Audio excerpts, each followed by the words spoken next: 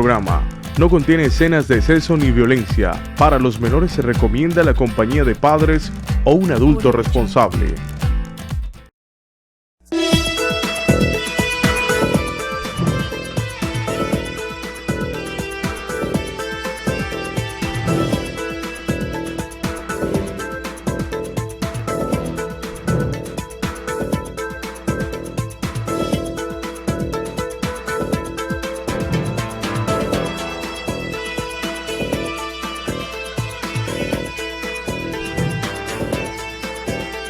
Sin tantos cuentos, con Diego Ramos.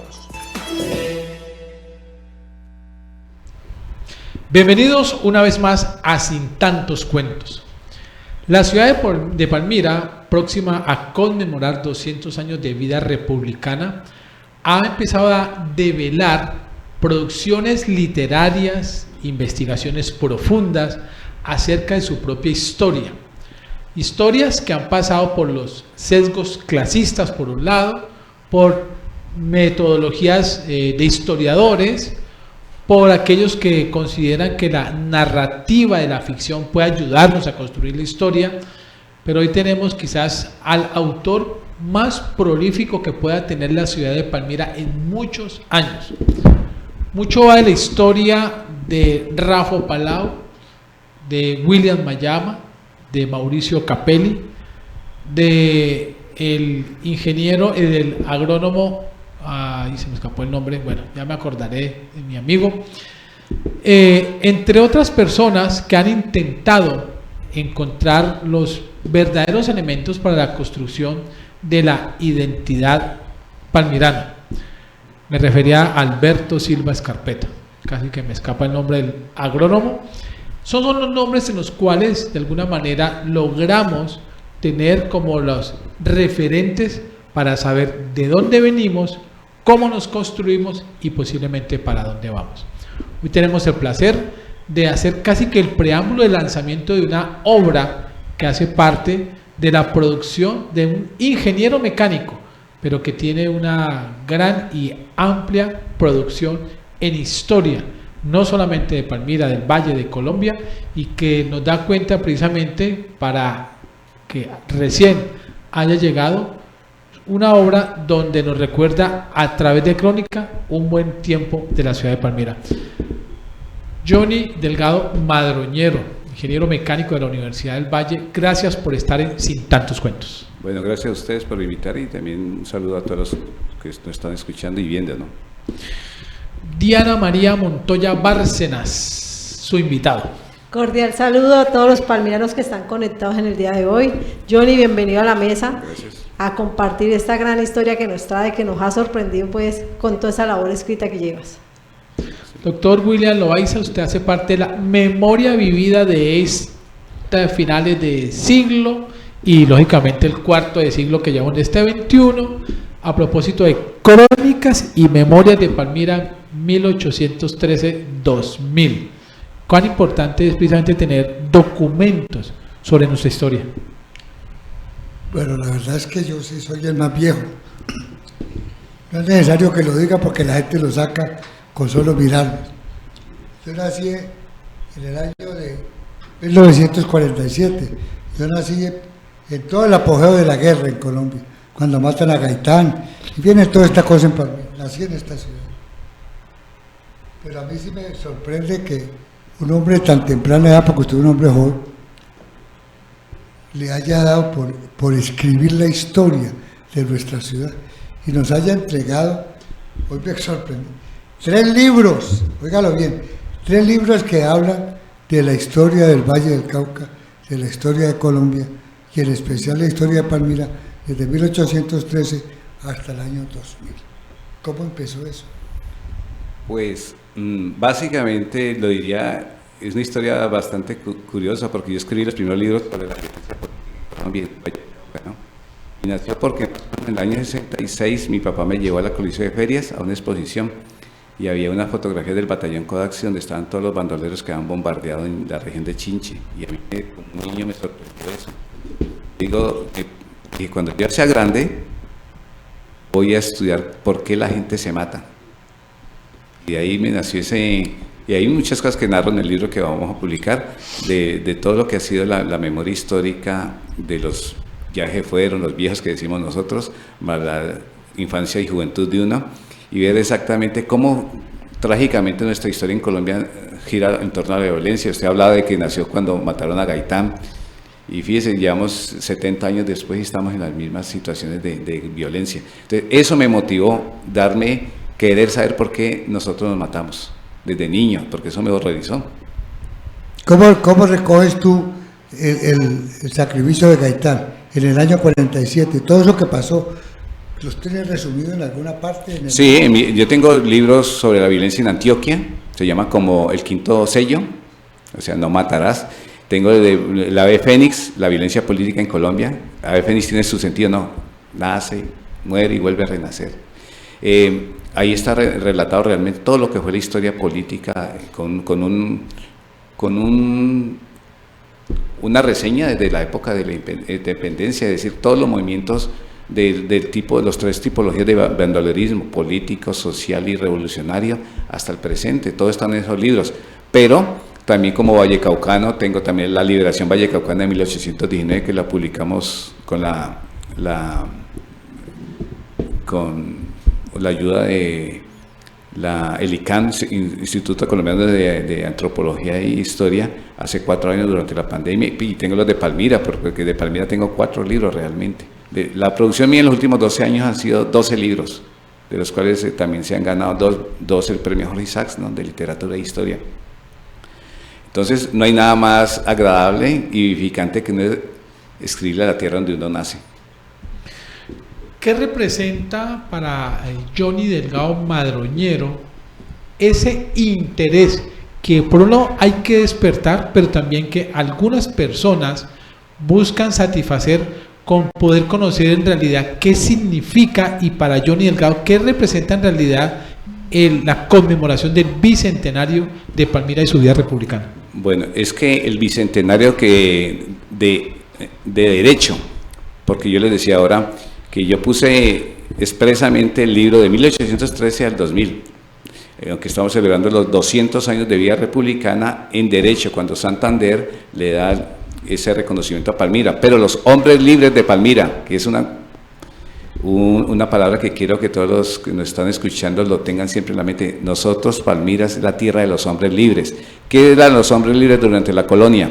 Los hombres libres fueron las mezclas raciales de los blancos, los africanos que vinieron esclavizados y luego unos se liberaron, otros se compró su libertad con su trabajo, y los indígenas. Esa mezcla de estas tres razas, más los españoles pobres, porque esa es otra cosa que hay que decirles, que nosotros tenemos un complejo de inferioridad. Aquí creemos que todos somos descendientes de alta alcurnia española, cuando el 95% de los españoles que vinieron a América eran el sueño americano de ellos era nosotros, a llevarse el oro, a llevarse el platino, a llevarse muchas cosas de acá. Entonces, los españoles pobres más las mezclas raciales son los hombres que empezaron a vivir alrededor de las 6 ciudades vallecaucanas en la colonia, y esos hombres trabajaron en una economía paralela a la gran economía de Llano Grande. Es que eso es lo que también queremos rescatar de nuestro territorio. En 1580 los Astigarreta y los Cobo montan cerca a la margen del río Amaime, cerca al Arrozo, las primeras unidades productivas de estancias productoras de azúcar y aguardiente, 1580. En 680, cuando abren las minas del Chocó y el Raposo, las estancias de Palmira o Llano Grande, que llaman en ese momento, se vuelven haciendas, y esas haciendas son las más poderosas junto a las de unas de Cundinamarca, las más poderosas de la Nueva Granada. 1580, 1680 y 1780, cuando las reformas borbónicas de los reyes de España imponen más estancos, más impuestos, viene la Revolución Comunera y empieza una crisis ya del Imperio Español, que dura unos 30, 40 años, hasta que en el 1824 más o menos Bolívar libera completamente a Sudamérica.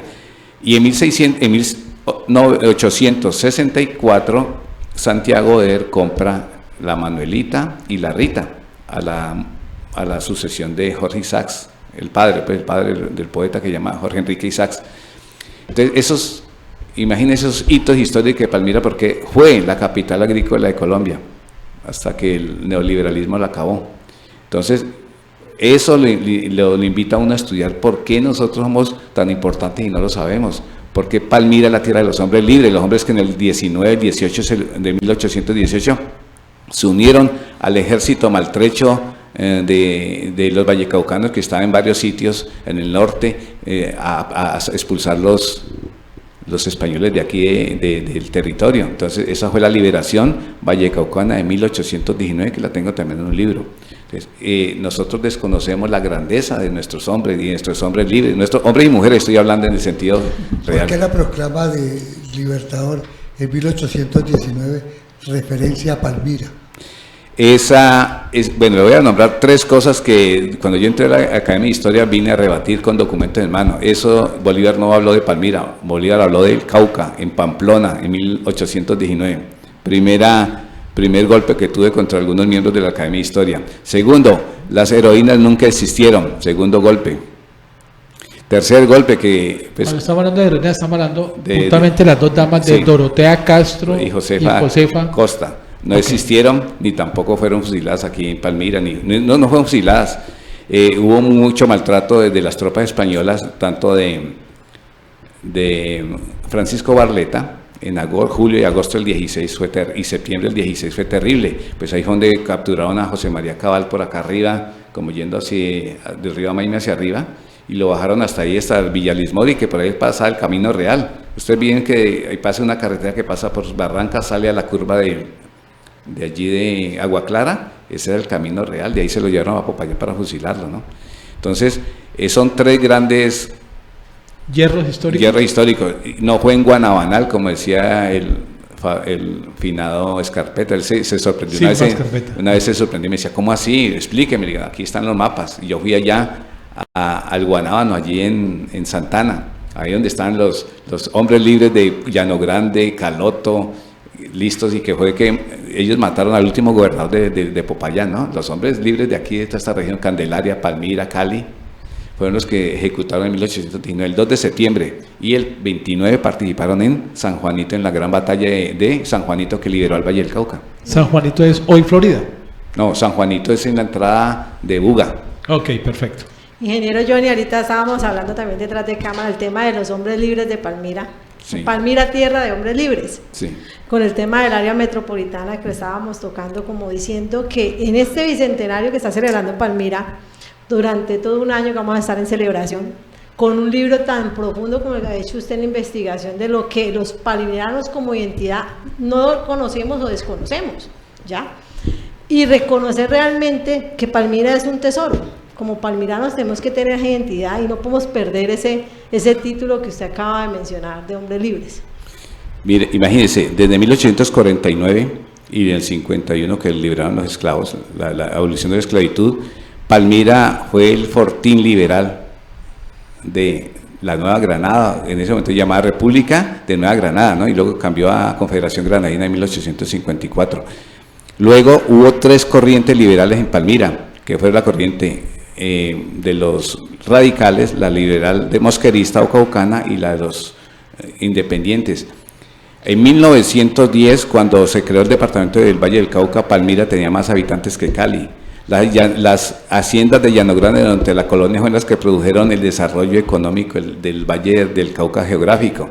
Entonces, ¿por qué nosotros tenemos que estar supeditados a un centralismo? Cuando nosotros, una ciudad que no fue fundada nunca, que en 1536 fundaron a Cali, la fundaron por allá por Viges, en territorio del cacique Petecú, y luego la trasladaron a donde está actualmente. Palmira, por la riqueza de sus haciendas, fue prácticamente el emporio de capital humano y en efectivo de la colonia. Entonces, porque nosotros tenemos que siempre estar supeditados alrededor de simplemente el manejo político de una región que fue hermana, sí. Es más, en mi libro que voy a publicar la próxima semana, narro cómo los liberales de Palmira iban constantemente a Cali a proteger a los liberales de Cali de las acometidas de las fuerzas conservadoras después de 1860. Hay que conocer realmente la importancia de nuestra región. ¿Por qué la agroindustria nació en Palmira? ¿Por qué a partir de 1920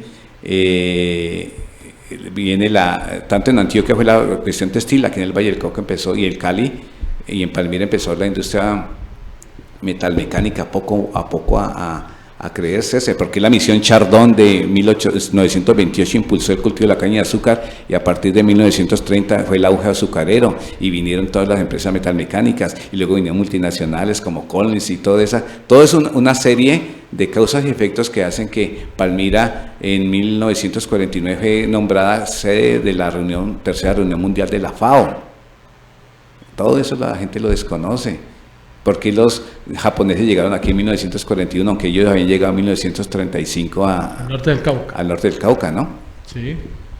Entonces, toda una cantidad de cosas bueno, esas las que, y la de nuestra generación que alcanzamos a ver las bellezas de Palmira, las cosas que ya están en el olvido, como los teatros, de los cinemas de Palmira, como las carrozas de Palmira, los coches de Palmira, toda esa amalgama de cultura es la que se va quedando en el olvido y que hay que dejarla escrita, porque algún día nosotros ya no estaremos tampoco acá y los jóvenes de pronto no van a entender qué fue toda la riqueza que ha tenido Palmira. Johnny, cuando yo le escucho y usted hace mucho énfasis en el tema de hombres libres y uno revisa prácticamente la emancipación de cualquier lugar del mundo, está mediado por el tema económico, sí, por el tema alcabalero, tributario, pero eso nos da otra lectura. Nos está diciendo que era tanta la riqueza o la productividad en sus diferentes órdenes, aquí no solamente de Palmira, sino en esta zona del Valle del Cauca, para que las primeras goteras de independencia de Colombia se gestaran precisamente acá. Bueno, hay que ver que en la colonia, después de que empezó la reforma borbónica, es una cuestión importante, como el mismo imperio español, que derrocó a la dinastía de Austria, el Habsburgo, empezaron a decir, bueno, nosotros necesitamos administradores eficientes en América. Entonces empezaron a educar, y luego aprovecharon también una cuestión política para deshacerse de la fortaleza que tenían los jesuitas, ¿no? Y los expulsaron. Pero llega un momento en que estamos hablando del establishment de esa época, o sea, lo oficial, porque ahí es donde vienen los hombres libres. Los hombres libres eran hombres mulatos, mestizos, indios, españoles pobres que vivían junto a los poblados. Por ejemplo, aquí en Llano Grande o Palmira existían los caseríos de La Torre, los caseríos de Olo, los caseríos de Amaimi, los caseríos así alrededor de las haciendas, y eran gente que unos trabajaban como peones, pero la gran mayoría trabajaban en sus pequeñas parcelas y en el abigeato. Y entonces existían una cierta libertad económica, producían guarapo y producían aguardiente clandestino, y lo vendían también clandestina, como pasa hoy, lo vendían al Chocó. Entonces competían y sin pagar impuesto. Fíjese que ahí viene una cultura marginal que ha existido siempre, ¿no? Ha existido siempre, que hay que ver si es favorable a la larga. En un país desarrollado creo que no es bueno, pero en un país subdesarrollado la gente tiene que vivir de algo. La cultura del tabaco. ¿Es cierto que fue importante para Palmira o claro, pues otro cuento? Precisamente fue importante, y tal que en 1792 el virrey mandó a hacer la factoría del tabaco aquí en Palmira, ¿no? Porque los centros de sembrado principales eran en Candelaria, pero luego por cuestiones políticas lo trasladaron a Llano Grande, y en Llano Grande se estableció la factoría del tabaco. Lo que pasa es que en ese momento el imperio español estaba en crisis, ¿no? Luego vino en 1806-4 por allá la invasión de Napoleón a España, y que capturaron al rey Felipe. Entonces desde esa época la economía nació un poco trunca en Palmira, porque se construyó la factoría, pero estamos en guerra. Solo a partir de 1824, unos 20 años, Palmira volvió a levantar, hasta que vinieron las guerras de finales de medio año, y nuevamente decayó. Palmira fue importante el tabaco, claro, porque habían 4 grandes, creo que Girón, Ambalema, Palmira, había otra que se me escapa ahora el nombre, 4 centros de productores. La de Palmira era de buena calidad y lo hacían para consumo interno y la región, pero el mejor parece ser que era el de Ambalema, que lo exportaban. Lo llevaban a Cuba, sí, y de Cuba lo mandaban rotulado para España. Yo veía un escrito que es increíble, decían que en matas en Palmira tenían 3 metros de altura, 3 metros de la tierra tan fértil que tenemos nosotros. Cuando hablamos de la factoría, estamos hablando no solamente de una zona de producción tabacalera, sino también de recolección tributaria. Claro. Era importante precisamente porque era concentrar incluso el norte del Cauca, que ya de por sí era el que mandaba en toda esa región, pero que Palmira era la que definía precisamente los tributos para ese tipo de cultivos. Claro, lo que pasa es que precisamente el colocarle impuesto a los juegos de dados, colocarle impuesto a los juegos de naipes, colocarle impuesto al aguardiente, colocarle impuesto al tabaco, produjo que la economía informal empezara a decaer. Por eso fue la revolución comunera, fue la revolución de Tupac Amaru en el Perú y lo de los de Llano Grande. Es que nosotros vemos ahora que los de Llano Grande en 1778 tenían conexión con todos los hombres libres de hasta el Hato de Lemos, que queda por allá por donde es ahora las vinícolas, ¿cómo se llama? Más allá de... ¿dónde está? Sí, Unión. Sí. Y gente muy altiva. Si ustedes ven algunos discursos de estos hombres libres en 1778, gente que tenía su organización política. Entonces, lógicamente, el Estado español siempre, como pasa, los funcionarios públicos viven del trabajo de los demás. Entonces, la gente informal, que era la que estaba sufriendo más con los altos impuestos, fue la que se rebeló. Pero como hubo la tradición de los criollos a Galán, José Antonio Galán, y hubo la tradición aquí en Palmira, pues no los mataron afortunadamente porque un cura intercedió, pero los pardos, hombres libres de todos los colores, o como decimos las castas, es el mismo nombre, ellos quedaron con cierto resentimiento de confiar en los criollos. Por eso en 1810 ellos no participaron decididamente en las revueltas de la clase alta de Llano Grande y Cali, que eran los Caicedo y los cabal de aquí de Llano Grande. ¿Tu segundo apellido es cuál? Madroñero. Ingeniero. Un amigo que fue candidato al consejo, Pedro Madroñero. Sí. ¿Tiene algo contigo? No sé, pues no conozco. Yo sé que el primer madroñero que vino aquí fue el bachiller Madroñero, de los pocos instruidos que llegó con Belalcázar, porque los demás son los capitanes exterminadores de indios, ¿no? Pero lógicamente en Buga había muchos madroñeros. Es más, yo que estudio también genealogía, he encontrado gente que era de aquí del Valle del Cauca que se estableció, porque ellos vendían ganado a Quito. Ellos empacaban 4.000 reses y para que llegaran 3.900 o 3.500 vivas a Quito. Entonces yo tenía, por eso hay que apellidos en Cauca, Nariño y el norte de Quito, que son vallecaucanos y viceversa. De hecho, los Rengifo viene de una princesa inca también, ¿no? Pero es que yo me acuerdo que Pedro Madroñero creo que es de origen pastuso. Sí. Ese apellido es de allá de Los Pasto. madroñeros son de origen, son de las encomiendas de Yascual, en Nariño, con los Rodríguez, ¿no? Y que se unieron por el lado de los conservadores con los Villota, que eran encomenderos y relacionados con los nietos y bisnietos de Sebastián de Belalcázar. Siempre han sido encomenderos. Ser encomendero es vivir del trabajo de los indios. Pero usted no tiene ningún vínculo con Sebastián de Belalcázar. No, afortunadamente. Pero hay unos familiares que más atrás son Belalcázar que tienen algunos vínculos, porque nosotros tenemos vínculos por el lado mío en la séptima generación en 1760 con los Bastidas y los Delgado, que eran comerciantes de Guaitarilla. Entonces los comerciantes siempre tienen tendencia a ser liberales porque ellos se mueven. En cambio los conservadores, los terratenientes tienden a ser conservadores, ¿no? Por su mismo estilo de vida. El nombre lo dice exactamente. Sí. Le pregunté eso porque quería sacarlo un poquitico de todo el plano en que estaba y que la gente sepa quién es usted, porque es que es muy bueno saber quién es la persona, de dónde viene, porque así podemos descifrar hacia dónde vamos a llegar con él. Mi papá llegó en el 48, visionario, que allá se hubiera muerto de hambre, porque la gente, los minicultivos en Nariño, la gente, la violencia no muy fuerte allá, porque la gente tiene minicultivos y vive de eso. Y de hecho mis abuelos, mis primos tienen todavía tierras de mis abuelos de hace más de 100 años y no vendan la tierra. El que vende la tierra, como dicen otros hacendados, que se muere comiendo tierra, porque la tierra es como la madre de uno, ¿no? Uno le da muy poco y ella entrega mucho. La tierra es fundamental. ¿Por qué Palmira y no Tuluá o Cali? Su papá. Porque Palmira daba trabajo. ¿Qué tenía Palmira para ingenios, que lo trajera? Ingenios. Claro, es que eso es lo que desde el 30 al 70 fue el auge azucarero y panelero de Palmira. Usted hablaba en principio de Astigarreta y ciertas familias y hablaba de que creo que hay un nombre que salta allí, es el ingenio de San Jerónimo.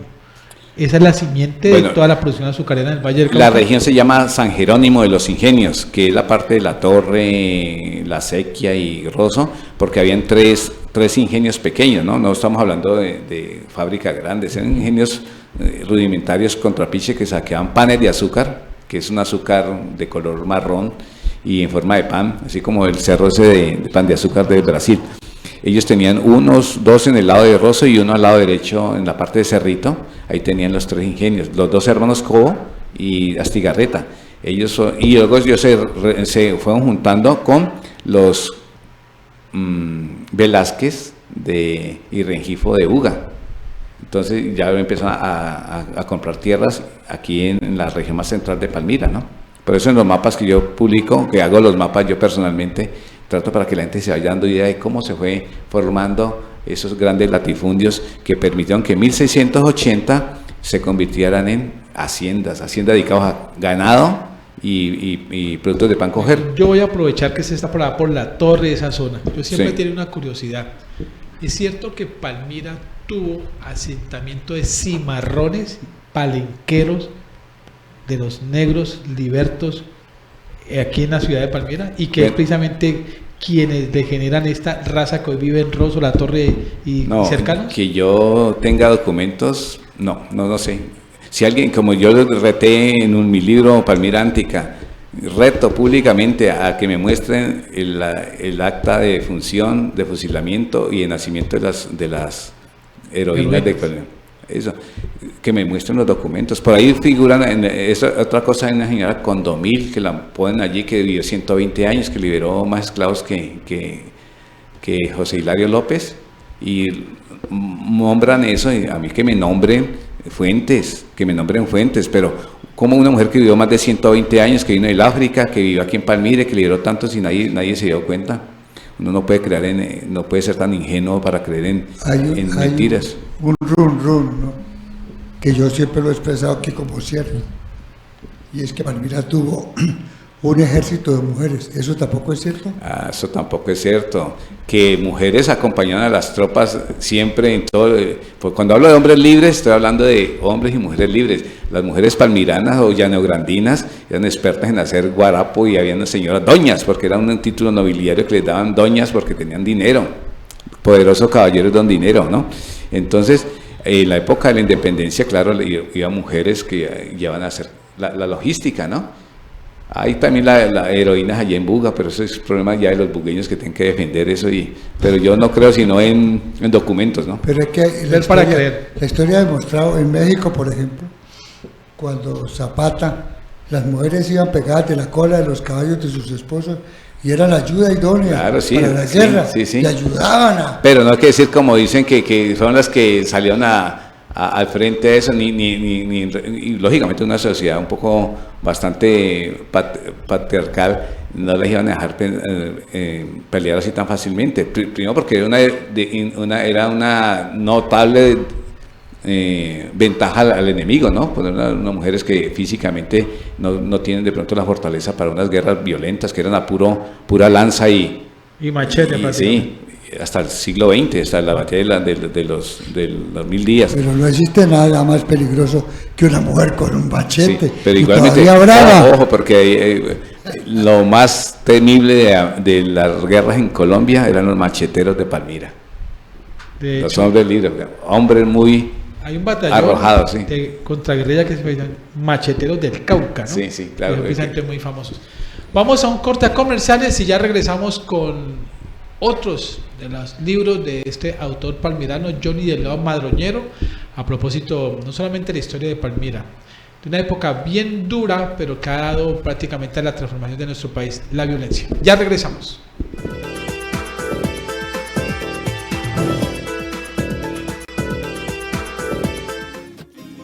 ¿Quién diría que es tan fácil entregar lo mejor a quienes amamos? Que es tan sencillo entregar nuestro cariño a quienes nos han cuidado desde siempre. Entregar lo mejor de nosotros para cuidar nuestra salud. para cuidar la vida. Siempre podremos entregar lo mejor para cuidar lo que más queremos.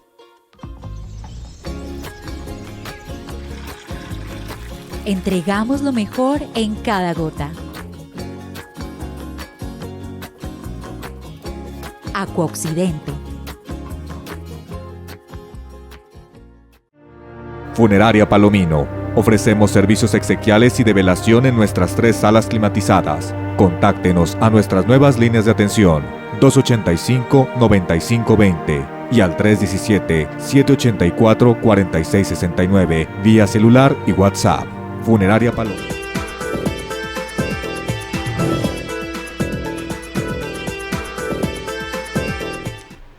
Muy bien, regresamos nuevamente a Sin Tantos Cuentos y nos conectamos de una vez con Villavicencio, con nuestro compañero, colega Fabián Saavedra. Gracias, Fabián, por estar en este momento en Sin Tantos Cuentos, a puertas del segundo partido para la final de la categoría B, para ir al profesionalismo, donde Orso Marzo de la ciudad de Palmira se enfrenta a Llaneros. Buenas tardes, Fabián.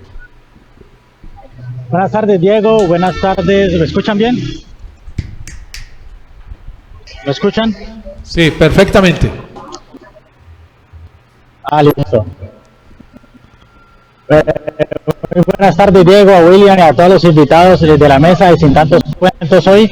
Sí, así es, estamos desde la ciudad de Villavicencio, una ciudad que albergará hoy lo que es el partido definitivo de la gran final del torneo de ascenso, donde Llaneros estará recibiendo hoy al equipo de Orso Marzo de Palmira, un partido histórico, porque sería la primera vez que un equipo de la Villa lograría el fútbol profesional colombiano, en este caso del torneo de ascenso. Ya lo había intentado hace unos años con el Deportes Palmira, que desapareció, y bueno, hoy tiene 2 equipos, la Villa de Las Palmas, que es Orso Marzo. Recordemos que la llave está abierta.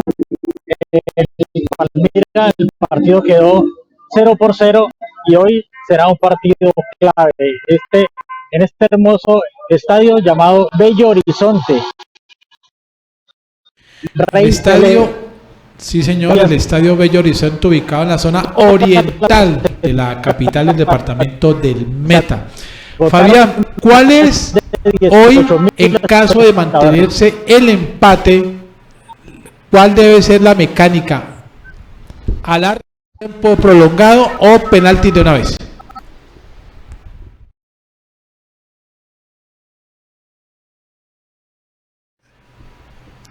Bien, regresemos nuevamente acá a nuestra mesa. Ya volveremos nuevamente con nuestro compañero Fabián Saavedra desde Villavicencio a propósito de la final del fútbol de la primera B, Orso Marzo frente a Llaneros. Ya. Johnny, sí. Ahí ya tocamos el tema económico, el tema de político de la historia de Palmira. Hay un punto muy importante que es la arquitectura de nuestra ciudad, donde en su libro se reconoce aquella arquitectura que fue desapareciendo, entre esos los puentes, y lo estamos viendo actualmente también en el centro de Palmira, algunos edificios, algunas edificaciones que pertenecen a nuestra historia están desapareciendo. Sí, pues de los puentes no alcanzamos a verlos nosotros, ni el río Palmira discurrir tranquilamente, sí. Aquí el señor... Claro, los pasó sí. Todos. Da lástima como un río en cualquier parte del mundo da alegría, da una belleza al paisaje, y en Palmira pues no fue así.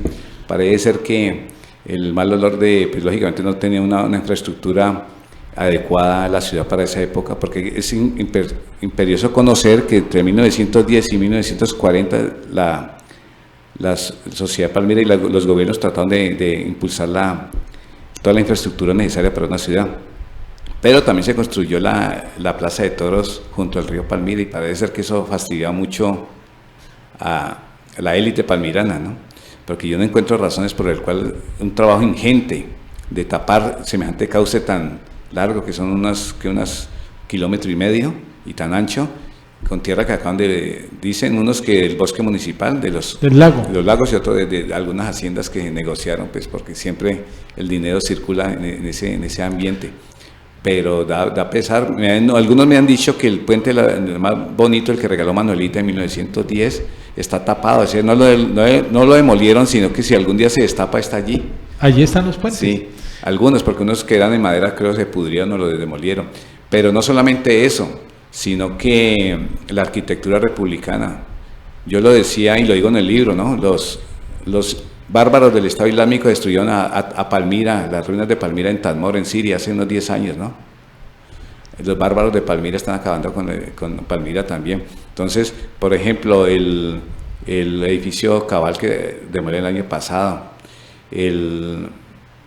estamos viendo algunas casas bonitas republicanas que allí en el barrio Santa Rita las han tumbado, y almacenes llenos de vidrios, sí, pero sin ningún... Es más, yo le decía a un arquitecto famoso aquí de Palmira, gran arquitecto, le decía, pero es amigo de quien los construyó, que ni comparar la casa municipal antigua con el bafle que para mí tiene forma el CAN actualmente, ¿no? Es lastimoso como, si ustedes van, ojalá no vayan a hacer, van por la galería, hay una arquitectura en las casas bien bonitas, sino pues lógicamente que por el ornato hay que mejorarlas. Afortunadamente la catedral no se ha caído, ni la van a tumbar, ni la estación de ferrocarril, ni también los edificios que construyó Carlos Figueroa, donde está la antigua panadería La Abundancia. Calle 30 con carrera 27. Y el que está aquí en la carrera 28 entre 30 y 31, que es la casa original que fue construida en el 1922, la otra fue en el 1920. Son 100 años y miren las formas, miren los acabados de esa época, gente que hacía las cosas con maestría, con estética, ¿no? Eso es importante, que nosotros reconozcamos nuestra riqueza y no la dejemos demoler simplemente por intereses materiales, ¿no? Mire la casa bonita que al frente de la Trinidad, lleva 7 años, porque la empezaron a tumbar en comienzos de marzo del 2017, yo estaba al frente ese día que la empezaron a tumbar, no lo podía creer, ahora es una ciudad de lata. Cuando uno, retomo la pregunta de Diana, se hablaba de la época dorada del republicano en arquitectura en Palmira en los años 1920, sí. Y uno se pregunta ¿qué inspiró o qué nos quería decir todo ese estilo arquitectónico que se cimentó aquí en esta ciudad de Palmira? Bueno, pues yo no soy arquitecto, pero básicamente puedo decir que son tendencias, así como en la poesía, de moda, de romanticismo, tendencias de construcción que la gente imita y los constructores aprenden en sus universidades, ¿no? Otro es los materiales disponibles, ¿no? Los materiales disponibles de la época del adobe, el calicanto. Lo otro es de donde viene la gente. Sí, claro. Y a donde viene que trae sus culturas. Y trae sus culturas, ¿no? Como pasó con el norte del valle, donde la cultura constructora de los paisas trajo la cultura de las chambranas, de los segundos pisos, de la guada. Eso también, como dice el señor Loaiza, es así. Pero el gusto sí no lo hemos aprendido. Lógicamente existen unos transgresores geniales como Le Corbusier, como Gaudí, que son cosas nuevas y eso hay que adaptarlos, hay que estar de acuerdo a gente revolucionaria, pero no cambiar por unos adefesios que a veces hacen. Pero yo pienso que de pronto el gusto sí nos queda, lo que no hemos tenido es amor por lo que hemos construido. Mira, aquí hay una casa hermosa que le dicen Belén, eso está cayendo. Allá en la hacienda Belén. La hacienda Belén, de los eso lo dejaron morir ahí. Sí. Eso ya lo urbanizaron, mejor dicho. Sí, claro. Cuando uno ve en una comunidad tan pequeña para la época 4 grandes construcciones eclesiales en un radio tan corto, y hablo de la catedral, hablo de los Carmelos, hablo de la Trinidad y hablo de los agustinos, está diciéndole que esta es una sociedad tan rica que tenía con qué levantar 4 grandes iglesias, digamos, para una ciudad tan pequeña en su momento. Claro, es que hay que ver que exactamente había una dupla de manejo del gobierno, el gobierno temporal y el gobierno, pues, digamos, de las órdenes monásticas. Entonces, las órdenes monásticas, que es diferente a las órdenes seculares, tenían poder, porque básicamente ellos hacían negocio con el rey, que nosotros vamos a conquistar y ustedes se encargan a los indios de dar doctrina, y el rey se encarga de pagar el cura doctrinero. Era un convenio de la explotación de los recursos físicos y humanos que había aquí en la colonia americana. Entonces, lógicamente todas las órdenes que formaban en Europa venían ávidas a fundar sus conventos, porque existía. Ahora, ¿cómo funcionaba la economía? Se llama la economía de la salvación, donde la gente, permeada por la cultura religiosa, decía que si se instaba a la gente a vivir lo ordenado, a respetar lo ordenado, que todo emana de Dios, y que crear un buen gobierno por un lado, y por otro lado la piedad y las órdenes de asistencia. Entonces eso fue una organización ideológica también para que la gente aportara en misión de salvar su alma, lo que es un dinero para formar capitales que llaman capellanías, para que den misas por el eterno descanso de la gente, y con esa plata que la ponían como un capital fijo, los intereses servían para pagar al cura capellán que se encargaba de dar las misas por toda la vida. Perfecto, permítame, Johnny, nuevamente regresamos a Villavicencio. Fabián, ahora sí, para dar claridad, este partido que es el segundo, ya la final, ¿qué opciones tiene en caso de mantenerse la paridad del 0-0 o que manténgase un 1-1 para este partido de la tarde de hoy?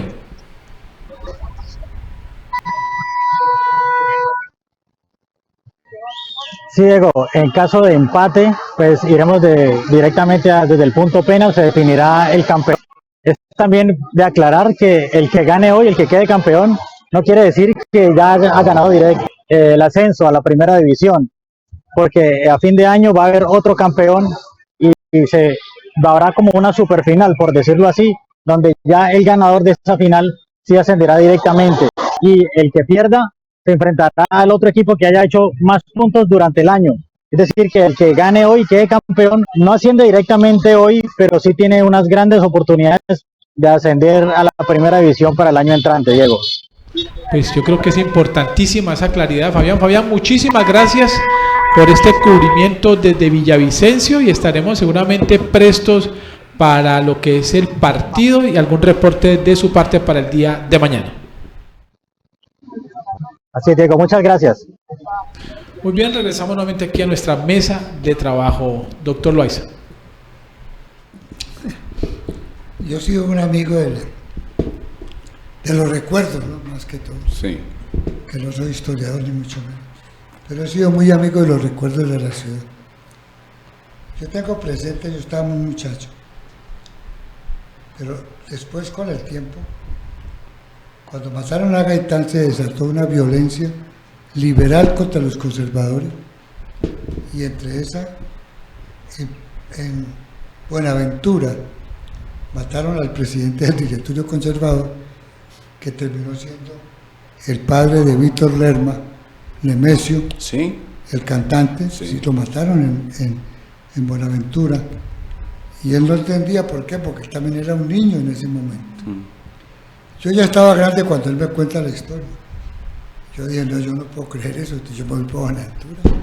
Y evidentemente ese día, al día siguiente, habían matado al señor padre de Nemesio en Buenaventura por ser presidente del directorio conservador. Sí, había ¿Todavía persiste en nuestra historia esa violencia liberal conservadora o ya se cambió? Bueno, se ha cambiado un poco porque los actores han cambiado, pero veía que yo estudié en mis libros desde el 46 más o menos hasta el 65, que fue la violencia bipartidista. Fue muy, muy cruel, realmente. Primero la venganza liberal contra los conservadores, y luego también lo que fue el fenómeno chulavita, ¿no? Fenómeno chulavita implantado básicamente en Boyacá como un modelo paramilitar para defender al conservatismo, y fue impulsado más que todo por el ala radical del conservatismo en cabeza de Laureano Gómez, ¿no?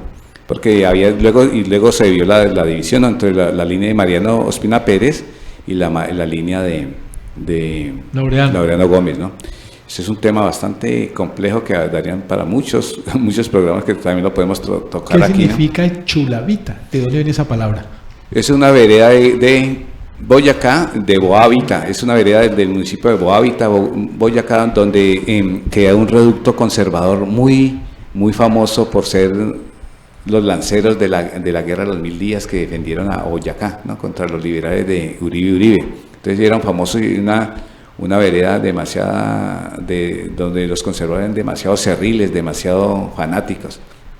Precisamente al otro día que mataron a Gaitán, el 10 de abril, el gobernador de Boyacá trajo a los chulavitas a acabar con los liberales que están azotando las calles de Bogotá. Recuerden que el día del 9 de abril la policía se unió a los liberales para derrocar el gobierno, y llegaron los conservadores en camiones desde Boyacá a matar liberales que encontraron por la calle.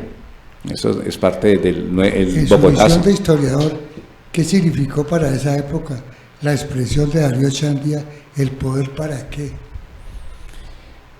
Era una manifestación de la impotencia al ver de que incluso la turba con que él es capaz de congeniar políticamente es muy difícil de controlar, ¿no? Y que finalmente el poder termina siendo una ilusión. Yo conversando es que incluso los conceptos de democracia son tan sutiles y tan manipulados, ¿no? Porque dicen que la democracia votan todos, pero es que una cosa es que donde voten la gente manipulada no es una democracia en sí, y en cierta forma al establecimiento le conviene que el pueblo, el demos allá, no tenga cultura política, ¿no? Entonces, la violencia bipartidista colombiana, como pasa ahora, movida con un trapito rojo y azul. Ahora los trapos son diferentes, pero siguen siendo multicolores, ¿no? Son multicolores y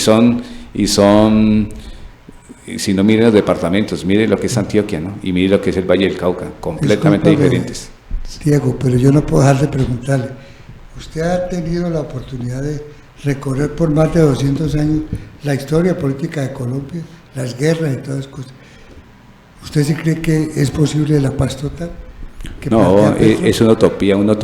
Lógicamente, el deber ser es ese, la realidad es otra, porque cuando grupos que fungen de revolucionarios y utilizaron el narcotráfico para y atacar civiles, pierden toda legitimidad como grupos revolucionarios, y Petro se los dijo.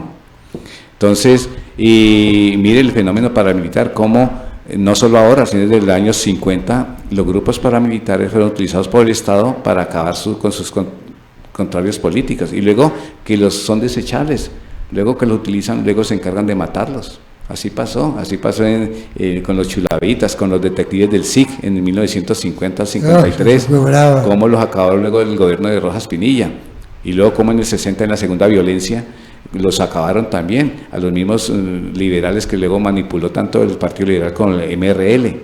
Entonces la continua repetición, y la gente paramilitar también fue utilizado por el Estado para aniquilar a sus contentos. Eso dijo recientemente Mancuso, ¿no? Sí, Diana. claro.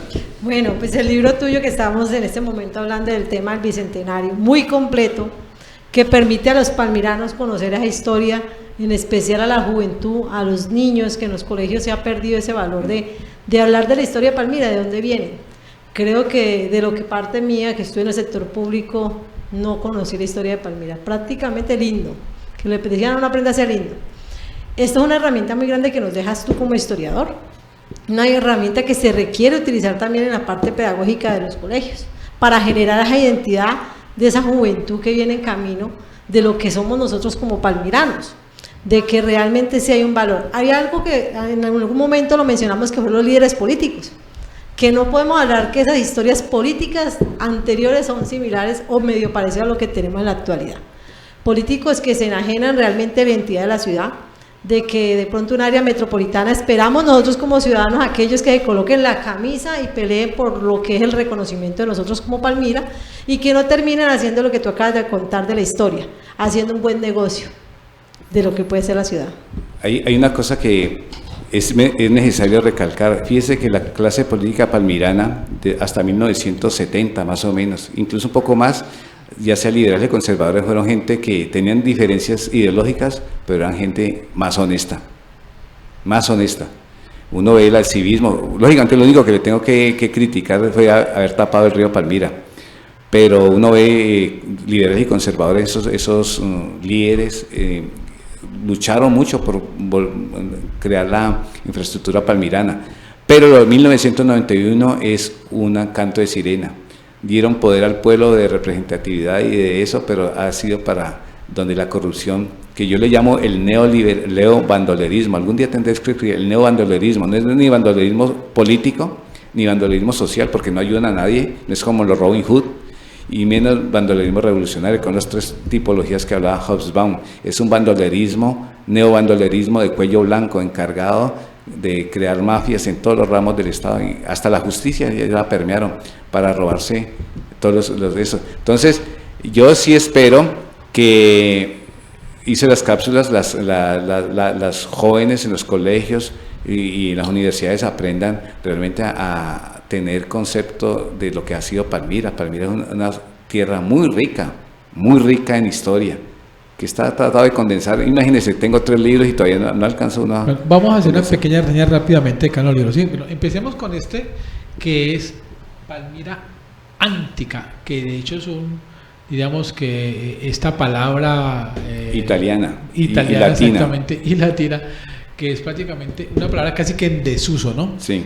¿Por qué le trae a esta palabra para hablar precisamente de la historicidad que tiene Palmira? Porque habla en este libro de las sociedades precolombinas, entre ellas la más importante, la que vivió hace 2500 años y duró 1000 años, hasta hace unos 2500 años, del año menos 500 hasta 500 después de Cristo, vivió en este territorio, en varios emplazamientos, en el Bolo, aquí en el CIA, allí en varios barrios que se me olvidan en este momento, ya todo Coronado.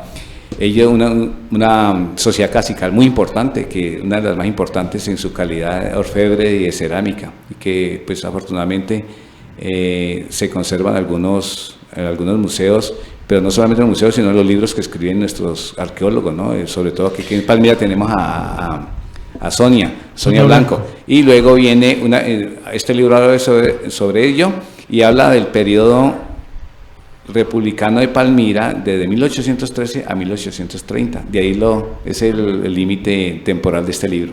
Cuando uno estudia precisamente la arqueología y la época precolombina de Palmira, se da cuenta de algo muy interesante, y es por qué tanto vestigio de culturas peruanas, ecuatorianas, caribeñas, panameñas, aquí en esta ciudad o en este sector, porque no hablamos de ciudad. ¿Qué tenía esto para que fuera el punto de encuentro de culturas tan lejanas? De culturas lejanas es un misterio, realmente. Algunos me han dicho, puede tener razón, que la famosa cultura el sueño dorado era el Valle del Cauca. Pues lógicamente el cuento fue cuando un indígena de Cundinamarca le dijo a Sebastián de Belalcázar allá en Quito que existía un país donde existía un cacique que se bañaba, que es el Guatavita, ¿no? Pero algo tiene que todavía no lo hemos podido desentrañar, por qué culturas, o había comercio con Centroamérica, con Panamá, con Ecuador, y que llegan aquí a Palmira, un centro religioso importante. Eso sí hay que saberlo. Los tesoros que han sacado aquí del Bolo Malagana, hay unos caciques, imagínense, en caciques en 1000 años, ¿cuántos caciques pudo haber tenido esto aquí? Y cada tumba de cacique era ricamente ataviado por el oro, pero el oro no visto en el sentido, porque ellos no lo usaban como moneda, sino como un objeto ceremonial de algunas fuerzas cósmicas que nosotros todavía no comprendemos, ¿no? O asociaciones con la naturaleza, con la vida trascendente. Entonces, eso es lo importante que también que rescatemos de esa sociedad precolombina. Y luego, las sociedades que llegaron cuando estaban los españoles, que son sociedades básicamente caribes que vivían acá en la cordillera, y acá del área para el sur, que eran sociedades ya que dependían de tierra adentro, y las de acá de la cordillera dependían era de los cazicazgos pijados de acá de toda la cordillera. Magdalena, ¿no? Tolima. Magdalena, Tolima, Cundinamarca, que los pijados eran unas asociaciones cacicales bastante expansivas, ¿no? Entonces, y al lado de Cali estaban los otros cacicazgos que dependían de Popayán, y eran tribus bravas también de guerreros, ¿no? Que eran las tribus de los Liles. Petecuy de los Liles, ¿no? Eran varias, y además al sur los Jamundí, Timba, todo eso dependían de Popayán. Entonces, todo ese contexto también es importante ver cómo los del lado de Palmira resistentes, esos indomables, los indomables pijados. Pero digo que siempre nosotros hemos sido la sociedad de los hombres libres. Y yo le digo siempre a donde voy, y a las mujeres, recuerden ¿por qué les llaman el páramo de las hermosas? Porque los españoles vieron que esas hermosas mujeres pijadas iban a asistir a sus guerreros ahí al combate, siempre acompañándolas, ¿no? El páramo de las hermosas. Perfecto. Otra de las obras tiene que ver precisamente con mujeres, y es La mujer del litoral pacífico colombiano, medio milenio del encuentro de tres mundos.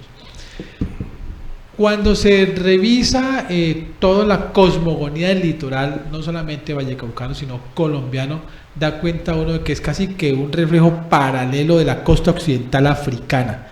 ¿Es cierto? Es por ello que estos descendientes, afrodescendientes, tienen una corporalidad muy particular. Bueno, lo que pasa es que los españoles llegaban siempre donde había oro, incluso era tanto la sede de oro en Europa que llegaron hasta unos escoceses al Chocó, ahí los expulsaron los españoles. Pero cuando Balboa descubre el Océano Pacífico, que llama Mar del Sur, se da cuenta que hay mucho oro entre las tribus del Chocó y el Baudó. Entonces pregunta por qué. Entonces cuando empiezan a ver que en el Chocó hay minas de oro, platino lo descubren ya tardíamente y lo botaban, fíjese que es lo que vale eso.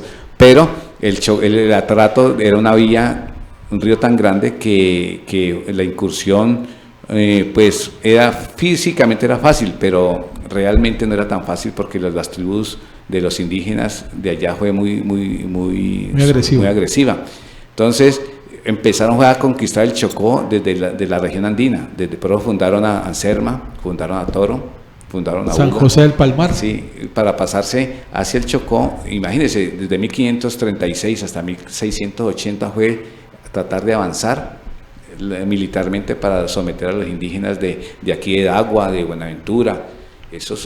La lucha de nuestros indígenas en 1540 hasta 1590 fue muy heroica, ¿no? Eso se conoce muy poco. Entonces, es decir, que la costa no, lo que pasa es que los negreros iban a capturar y a vender y a comprar en los mercados del occidente africano los indígenas, ¿no? Y lo traían a Cartagena, y de Cartagena lo repartían para los minos del Chocó, lo entraban por el Atrato. A eso es que se refiere básicamente. Y luego los trajeron aquí al Valle del Cauca a trabajar en los ingenios azucareros, en las haciendas, y por eso es que en ciertas regiones del norte del Valle, del Cauca y Palmira, quedó mucha gente afro, ¿no? Es porque luego que sacaron las haciendas que ellos quedaron. ¿Se acuerda que los negros de todos los colores vivían alrededor de los pueblos? Y a propósito, ya para terminar esta última obra, es Estancias y Haciendas de Llano Grande y Palmira 1570-1970. ¿Qué hay en esos 400 años de historicidad? Están los cuatro hitos, ¿no? 1570, cuando los Astigarreta y Cobo fundan los ingenios por la zona de Rosso. 1670, cuando se forman las grandes haciendas, por ejemplo, el Palmar, donde está Palmira, la de Loreto, donde está el del río Palmira, hacia la mano derecha. Está la de los jesuitas, que llaman en ese momento San Concepción de Nima. Está la más grande de todas, era la Herradura, que iba prácticamente desde ahí donde está Santa Bárbara hasta el río Cauca. De esas cuatro grandes haciendas matrices se fue formando el territorio. En 1770 vemos ya como el decaimiento de la hacienda, y en 1864 viene el nacimiento de la agroindustria a través del impulso que le dio Santiago Eder al comprar eso y montar el primer ingenio en 1901. Y en 1970, cuando hubo un declive ya de esa industria azucarera, entonces por eso puse esas historias de las haciendas y estancias, que fue lo primero que hubo durante 400 años de vigencia, ¿no? Perfecto. Diana, su último comentario, por favor. Pues muchísimas gracias, ingeniero. Es un grato conocer esta historia suya, saber que tiene tantos libros escritos que aportan a la historia que desconocemos. Hoy dicen que el que desconoce la historia tiende a repetirla. Dijo Napoleón. Pero yo creo que debemos de repetir las buenas partes de la historia. Sí. No quedarnos con lo malo, sino conocerla para saber qué es lo que podemos sacar y rescatar de ahí. Los libros están en Amazon, o pueden irlos a leer a Confandi. Yo siempre regalo ejemplares a Confandi para que el público pueda leerlos allí, ¿no? Perfecto. Doctor William, revivamos la historia, ¿se acuerda? De Alberto Dangond. Yo le quiero hacer una pregunta con todo respeto. Usted que ha conocido, tenido la oportunidad, ha esculcado, ha buscado, ha consultado, ha hecho todo, y se ha dado cuenta que ha pasado en estos, desde 1492 hasta nuestros días. Lo que pasó aquí en el Bolo, en la hacienda Malagana, es un crimen que no va a tener castigo. Es un crimen de lesa humanidad contra la cultura. Bueno, lo único que queda ya es ver que acabar con ciertas culturas de políticas y costumbres políticas donde les interesa solamente saquear el erario público y no construir cultura. Es lastimoso. Si ustedes van al Museo del Oro en Bogotá, ven las que alcanzaron a salvar, pero yo he visto piezas que me han mostrado que me las ofrecen para vender y digo, yo no compro esas cosas, y las funden. Imagínense, trabajos artísticos fundidos para venderlos como oro, y muchos otros que los pueden sacar clandestinamente a otras partes. Esperamos que el Tesoro Quimbaya o ese lo traigan a Colombia, porque la gente no tiene como sentido de pertenencia, no por estudiar cosas viejas como la gente dice, sino que miren exactamente cuál es la cosmogonía, qué es la riqueza cultural de una cultura específica, porque finalmente de todos ellos descendemos nosotros. Aquí nosotros no somos vikingos, ni somos caucásicos puros, somos mezcla de tres razas, ¿no? Entonces eso no se puede volverse a repetir. Hay testimonios de gente que estuvo, que habían funcionarios que iban a Malagana con volquetas del municipio a sacar tierra para ir a lavar la tierra, a ver si encontraban objetos en sitios privados, ¿no? Eso no se puede pasar. Perfecto. Pues ha sido un placer, como ya lo ha dicho Diana, no solamente conocer la obra prolífica, sino también muchos datos, pero sobre todo porque hay hoy en la ciudad de Palmira quien no solamente rescate, sino que también proteja nuestra memoria, nuestra historia y sobre todo la evidencia de que siempre hemos sido grandes. Enzo, mil gracias. Bueno, ustedes, si yo pudiera decir una última... Claro. Quisiera que la clase de política, si escuche esto, le pongan cuidado al río Nima, es el río madre de nosotros. Es increíble que el río Nima esté sembrado de coníferas, que nos acaba el agua, ¿en pos de qué? En pos de una empresa que produce papel, pero no produce vida, que lo produce el agua, ¿no? Eso es me duele ver cómo la cuenca del río Nima, de Potrerillo para arriba, está sembrada con coníferas, árboles exóticos, no es la flora típica de aquí de Palmira, y el río Nima es la madre de nosotros, nos ha dado agua desde que somos pequeños. Perfecto. A todos ustedes mil y mil gracias, nos estaremos viendo nuevamente aquí en Sin Tantos Cuentos.